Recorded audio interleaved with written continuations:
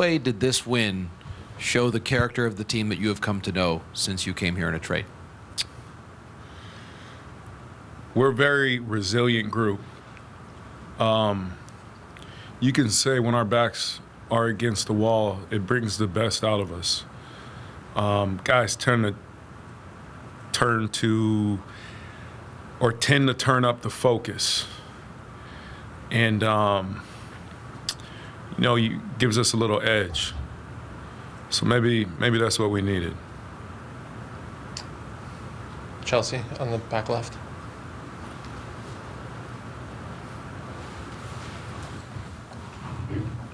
Hey, Tommy. Merrill Kelly had to go through a lot just to kind of get his opportunity in the big leagues, let alone get to this stage. What about him have you learned in the short time you've been his teammate that kind of makes that make sense? Like, why has he been able to to get here, I guess? He cares about getting better, and that's part of the process of being a big leaguer. It's one thing to get here. It's another thing to get here and continue to work on being better at your craft. And that's something about Merrill that I've learned about him. He's very, studious of the game. He cares, and he wants to be great. So that, there's some drive to him. Down here on the right side, second row. Tommy, too, if I could. The first, just what are you seeing out of Alec Thomas in the postseason that's allowing him to make this leap in terms of performance?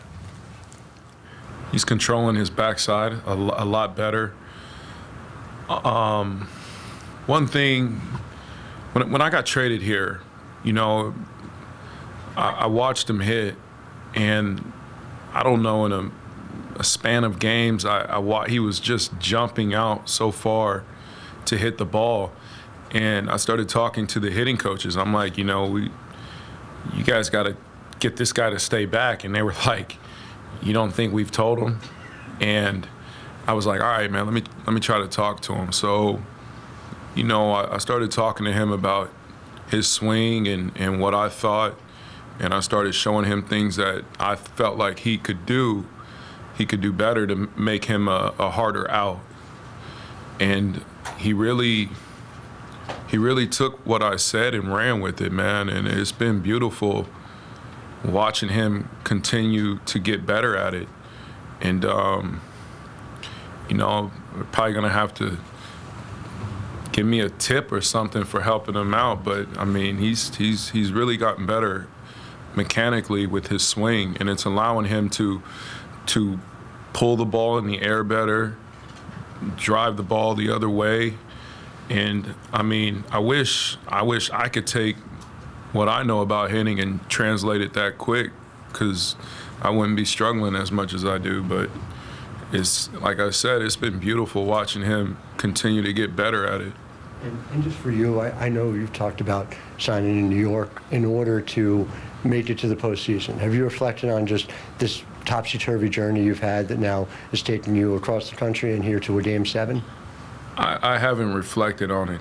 I'm sure, there will be a time I will reflect on that, but it hasn't happened yet.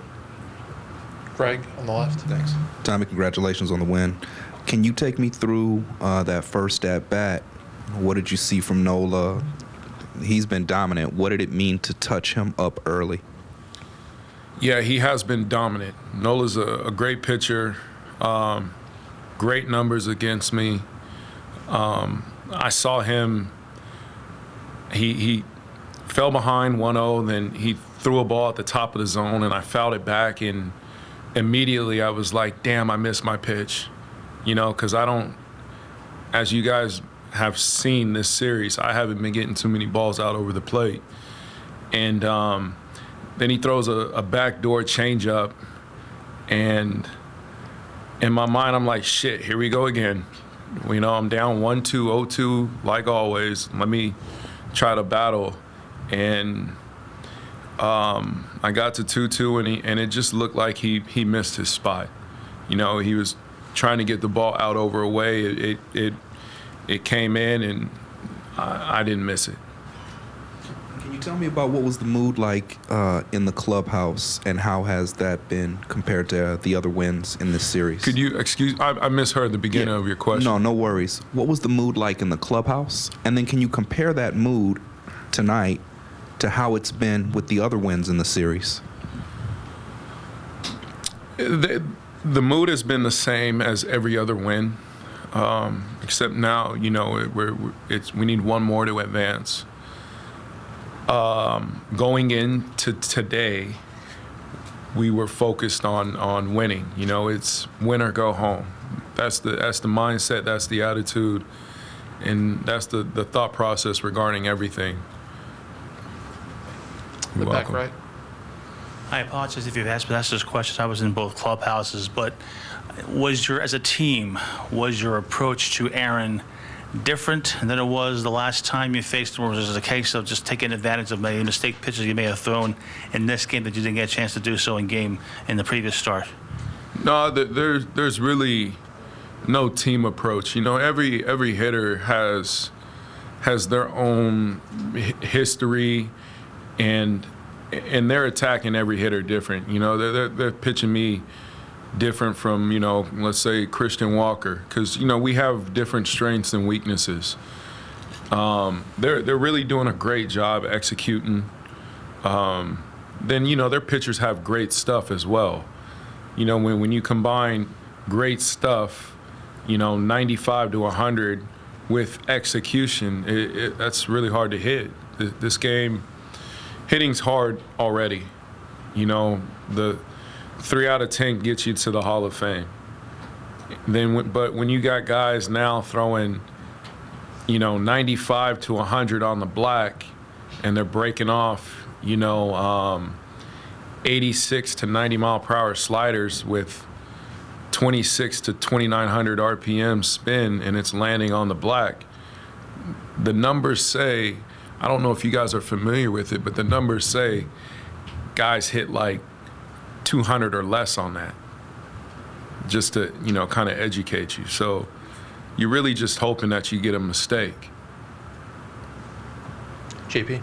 Tommy, you've shared a lot over the years about your journey with keratoconus and what you've had to do to just be able to play this game. And I wonder, on a cool, dry night like this, as I understand it, that's the kind of thing that would cause issues with this for you in the past. Maybe could you share just all you had to do just to be able to see, let alone hit a ball that far on a night like this? I don't know if that's kind of accurate. If for you know, me and my keratoconus, I would say I have windy days are probably troublesome, especially defensively for me. But you know, the day I hang it up, you know, I might write a book about, you know, how challenging keratoconus is for someone trying to play Major League Baseball. You know, I learned my teammate has keratoconus, but he's a pitcher, Ryan Nelson. And when he was like, how do you hit? He goes, you know, I had to give up hitting because of this in college. And I was like, yeah, man, I've figured out something that works, and hopefully I could get 5 more years in this game. But it's not easy. But I do have a great supporting cast of doctors. There's new technology coming out, which is probably giving me a little bit more years, and everything should be better. Let's hope for the best for me. Thanks, Tommy. You're welcome. We'll take one last one, again, back at the right side.